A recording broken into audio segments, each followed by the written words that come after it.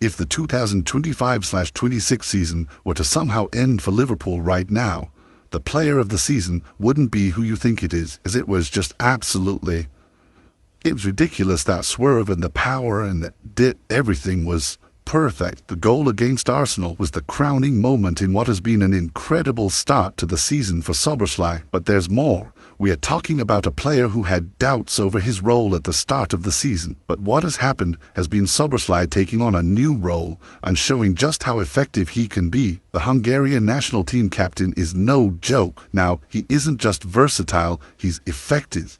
Deadly. He's turned into a new weapon for Arne Slot. Coming into the start of this season, Szoboszlai's role wasn't guaranteed. See, after Liverpool signed Florian Wirtz from Bayer Leverkusen, it was a clear message from Arne Slot. He wanted more quality in the position where Szoboszlai occupied.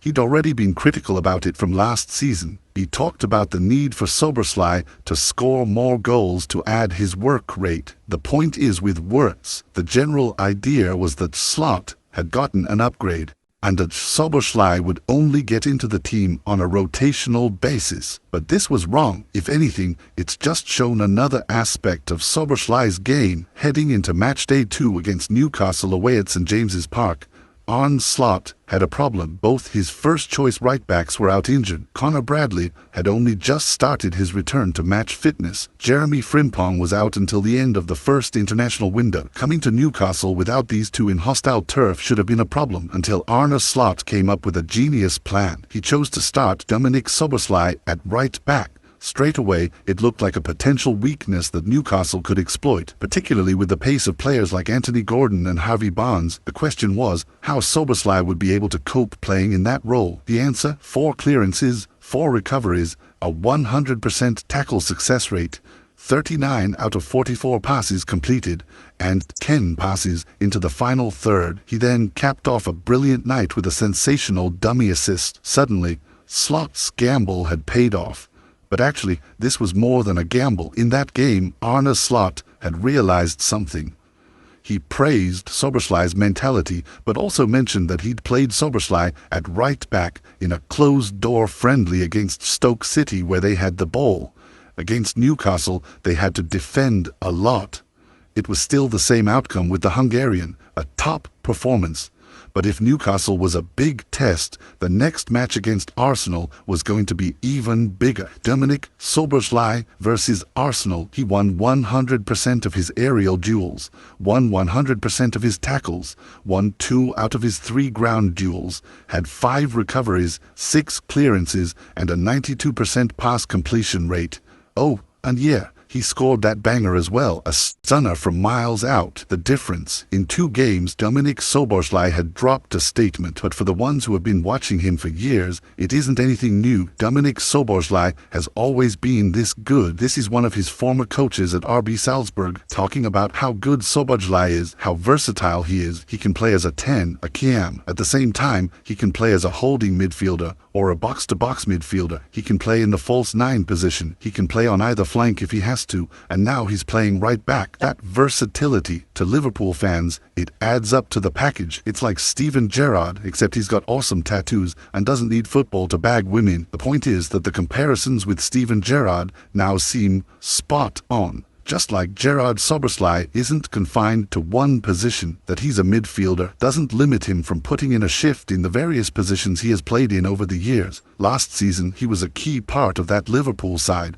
despite not scoring or assisting as much as the other attacking players in the team like Mohamed Salah, Cody Gakpo, or Luis Diaz. But Szoboszlai brought something to the team that almost no one else did: an unmatched work rate. He ate up ground for Liverpool, covered hard yards. It didn't get any better than his man-of-the-match performance against Manchester City at the Etihad. He was involved in both goals in the 2-0 win for Liverpool after scoring the first and assisting the second. Aside from the goal contributions, he ran 11.5 kilometers, 7 kilometers more than Manchester City's then midfield magician Kevin De Bruyne. When you consider that Liverpool had just 33.9% of possession on the day, it meant that most of Szoboszlai's running had to do with covering spaces and defending to try and release his teammates on the counter. That work rate made him an undroppable part of Liverpool's side last season, even when he wasn't scoring as many goals as as many believed he should. As crazy as this might sound, it's the truth. Dominik Szoboszlai is the most complete player in that Liverpool team.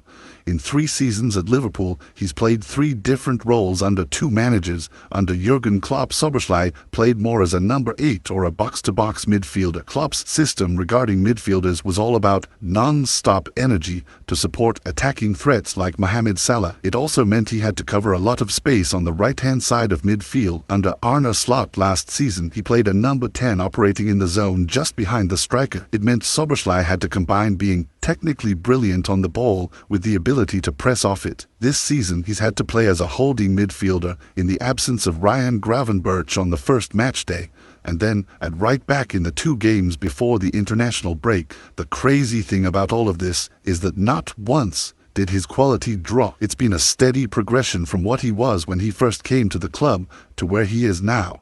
Probably because of the amount of superstars in the team, Szoboszlai's profile is actually so underrated. He's still only 24, and yet he's captain of the Hungarian national team. That's huge. At the Euros last summer, he was the youngest captain in the competition. In fact, he was still 23 at the time. Szoboszlai was the youngest captain of a national team in the history of the Euros. Go further back to where it all started for him, and it's clear that he was bound to succeed at the top. He made his senior team debut for RB Salzburg at just 17. He won the league in his first season and the following 2 seasons. In fact, in the 2019/20 season, Szoboszlai was so good that he got crowned the Austrian Bundesliga Player of the Season. He wasn't going to remain in Austria for long. 60 goal contributions in 83 matches for Salzburg was wild, very wild. He had a host of clubs interested in him, but eventually chose Leipzig as his next destination, and in just 2 years in Germany, Szoboszlai left his mark. 42 goal contributions for RB Leipzig.